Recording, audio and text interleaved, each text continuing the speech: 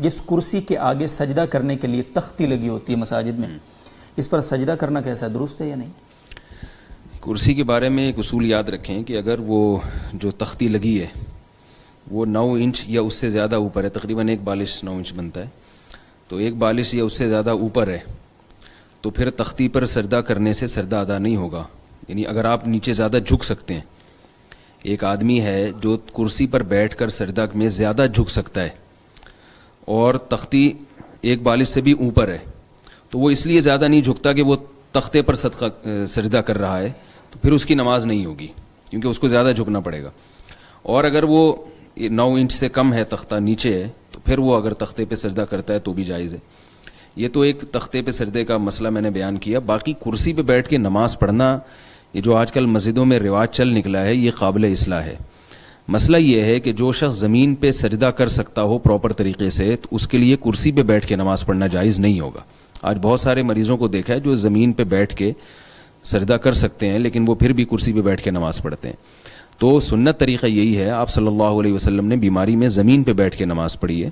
ایسی صورت میں اگر آپ کے لیے گھٹنے موڑنا مشکل ہے تو قبلے کی طرف پاؤں کر لیں. قبلے کی طرف پاؤں کرنا ایسی صورت میں کوئی اس میں گناہ نہیں ہے. تو زمین پر نماز پڑھنے میں بہت سارے فوائد بھی ہیں. پہلی بات تو یہ کہ نبی صلی اللہ علیہ وسلم کی سنت ہے کہ آپ نے بیماری میں زمین پہ بیٹھ کے نماز پڑھی ہے.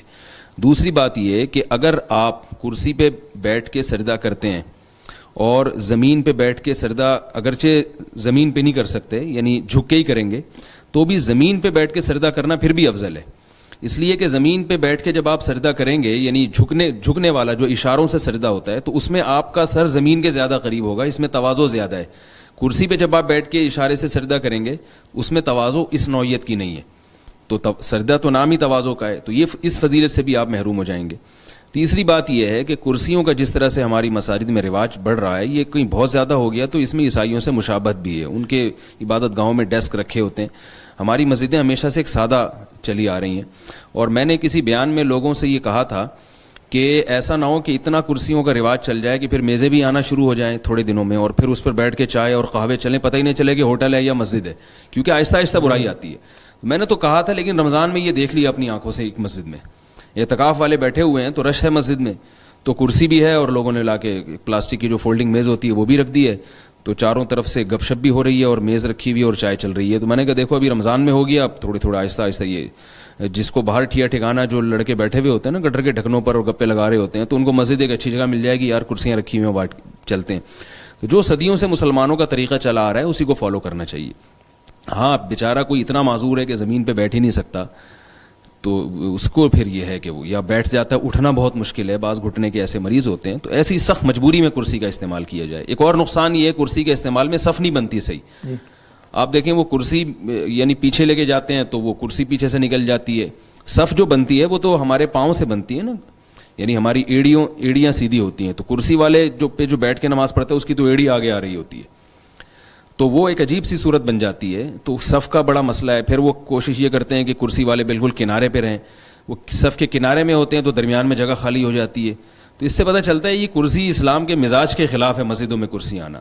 تو میں یہ نہیں کہہ رہا کہ اس کا استعمال ناجائز ہے، جب شدید مجبوری ہو، کوئی اور آپشن نہ ہو، تو پھر تو کرسی کا استعمال کریں، بلا ضرورت کرسیوں کا استعمال نہ کریں، جیسے کہ مساجد میں بلا ضرورت بھی استعمال شروع ہو گیا ہے، اس سے اجتناب کریں.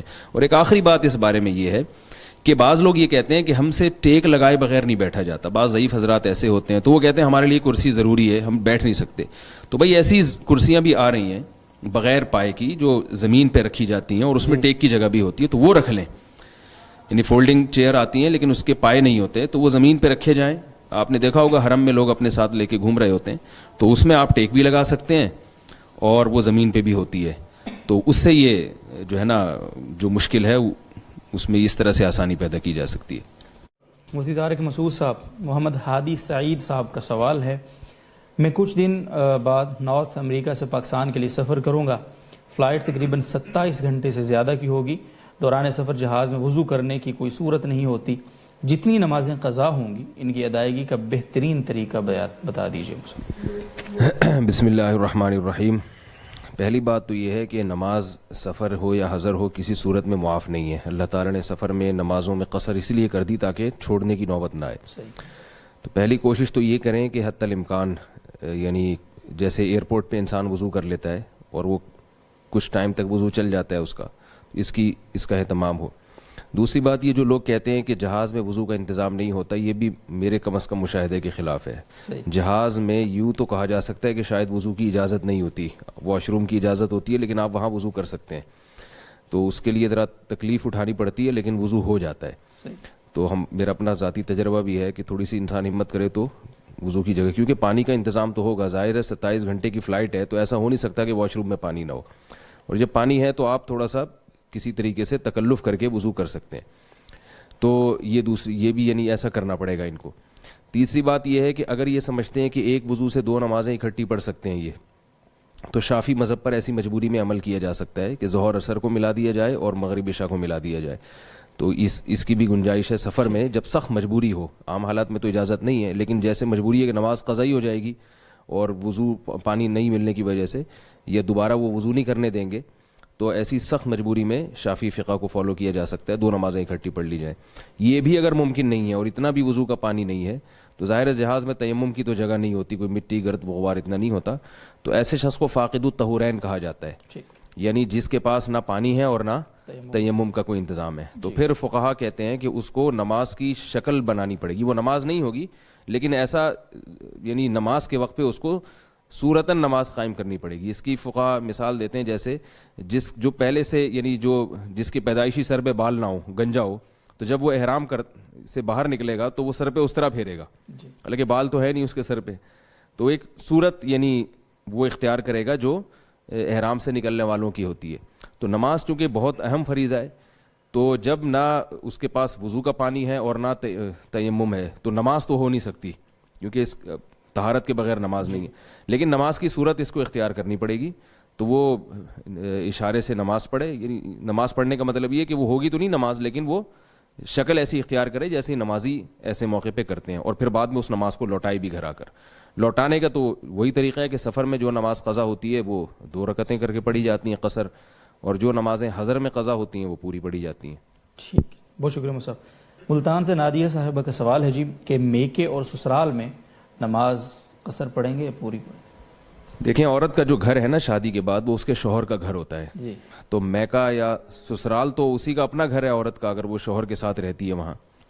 اور اگر سسرال سے ان کی یہ مراد ہے کہ شوہر الگ رہتے ہیں اور ساس کا گھر الگ ہے, تو اپنا گھر جو ہے نا عورت کا وہ گھر کہلائے گا جو شوہر کا گھر ہوگا. لہذا وہ میکے جائے گی یا سسرال جائے گی, اگر وہ مدت سفر پر ہے 78 کلومیٹر تقریباً جو بنتی ہے مقدار اس پہ ہے, تو وہ سفر والی نماز پڑھے گی وہاں. ٹھیک.